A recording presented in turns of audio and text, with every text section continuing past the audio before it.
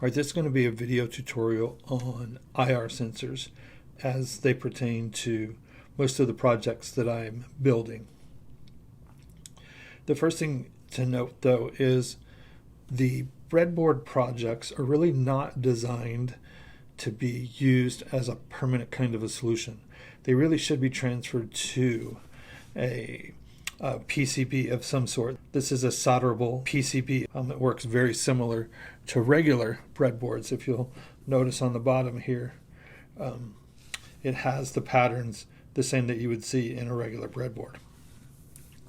But when it comes to the speedometer, as you can see, the sensors are laid down sideways. And the concept is that you want the traffic to go in front of the sensors, and we're going to show you how to make that happen.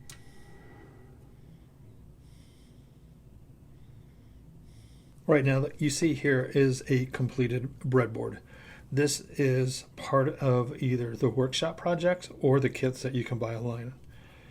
Now, these breadboards, like I mentioned before, are really not designed to be a permanent solution. As you can see here, the sensors are pointing up. The idea behind the IR sensors is a beam goes out of one side and then it bounces off of the object, comes back to the other side, and that's how it knows how to trigger.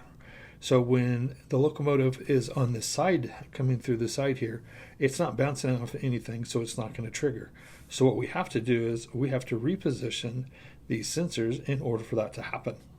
So if I come over here and I break the beam on this side, and then come over here and break the beam on this side, I'm going to get a mileage. And if you take a look, let me turn this up sideways a little bit, on the sensors, you can kind of see the LEDs. They're kind of blocked. We'll see those a little bit better here in a second. But if I come across here and I break the sensor, that LED comes on. And then over here on this side, when I break those, that LED comes on as well. We're going to learn how to adjust those, and we're going to learn how to reposition these sensors so that we can actually use this as a breadboard project. And we're going to learn how to reposition these sensors so that we can actually use it while it's still on the breadboard before it gets moved to a PCB board. Okay, so what you have here are three of the exact same sensors, but they actually plug in three different ways. So we're going to take a look at these one at a time. This is a stock sensor right here. So you can see that the pins come up from the board and then they're bent over at a 90 degrees down. So that way it can fit inside of the breadboard and it'll point itself up. So if you look at this breadboard, all we do here is just push it into our three pins and it stands up in an upright position.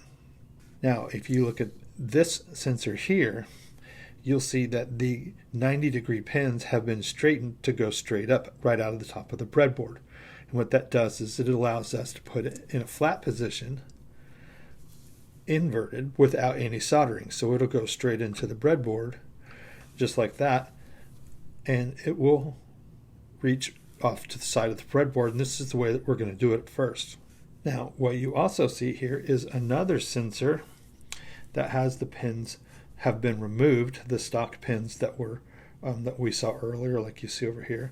These pins have been removed, and in your kit you get these little header pins just like you see here, and they are soldered back in place, and this one goes at a 90-degree angles and it's pointed downward. So that way when you put it into something flat like the PCB or a breadboard, your controls are pointed up. But this does require unsoldering and then resoldering the pins, whereas just bending them does put the sensor at a flat angle, but it does not require any soldering. But now you cannot get to the adjustment pot right here. If you're going to be using it in the breadboard, this is no big deal. But what you need to remember is if you're going to take your stock sensor and bend them, and you're going to take them, which is going to actually roll it over, so this pin and this pin are going to be on the opposite side, you now need to rewire it, and I'll show you what that looks like in a second. Now, if you've used these header pins that came with the kit that I provided, and you soldered it so that it looks like this, where the pins go down and your controls are up, you don't actually have to you don't have to move any of the wires, because all you did was you went from here to here and the pins never moved. But if you did bend your pins, then you do have to move 2 wires. So if your pins are going in the upward positions because they were just bent, now these 2 are on the back side, and you can look at the rear of this. It'll say VCC, which is your red, ground's always in the middle, and out is the brown wire that's on the other side. So if you go from here, from this direction here to this direction and flat, then you just got to swap the red and the brown. So what we'll do is we'll just go ahead and take this out. We'll put the red wire on the opposite side and the brown wire on the adjacent side, and then this will go right inside here, and you're good to go. And then we'll do that on the other side over here. So we'll pull this off. Okay, we'll go ahead and make our bend, and then we will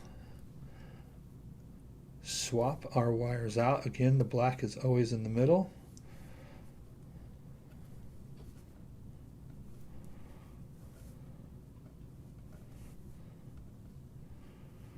And then we'll take our bent sensor and we will just plug it in right here. And then we'll move our monitor to this side over here.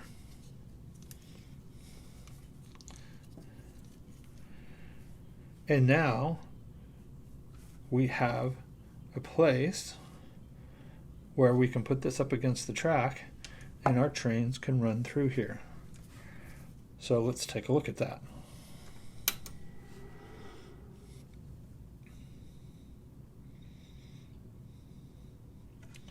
And then hypothetically, if my little GoPro here, we'll just run that through. It'll break that sensor and break that sensor and then give us a mile per hour. Right now, what I've done here is I've gone ahead and just added a lead onto the sensor so that you can see it. And in a permanent situation, you can use leads like this so that you can push them up and place them on the track that you want. You just got to make sure you adjust the distance between both. And if you decide to do that, give me a call and I'll show you. There's just one setting. It's pretty easy. But I'm going to show you how to actually adjust the sensitivity of these sensors. So let's take a look at this powered up.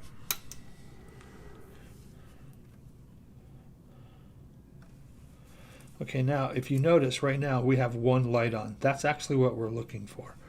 So if I bring my finger up here, it's going to slowly get closer and closer, and as soon as it gets close enough to the just, you see the second light turns on. So right now I'm about 1.5 inches away, but that can be adjusted. And I like to get the most distance. So what I'm going to do is I'm going to set my sensor all the way clockwise, which you see right here, and both LEDs are on, and then now I'm going to go counterclockwise just until that second LED turns off. So we're going to roll it back slowly, slowly, and then we're going to hit it right there.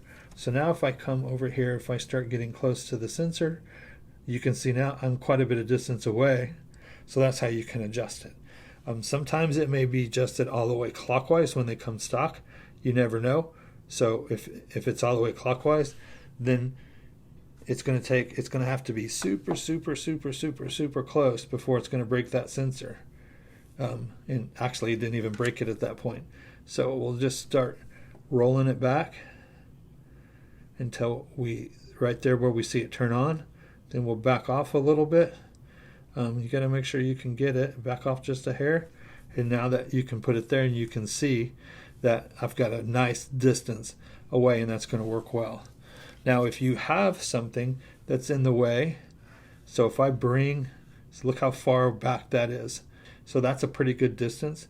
So the sensors are going to work. The more reflective of a material you put in there, like a train car, the further distance you can get from it. But as you can see right there, that's a really good distance away. Let's take a look at that.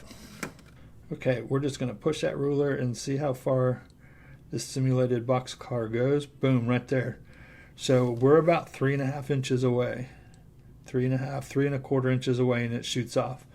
So that's not bad at all. So that's good distance.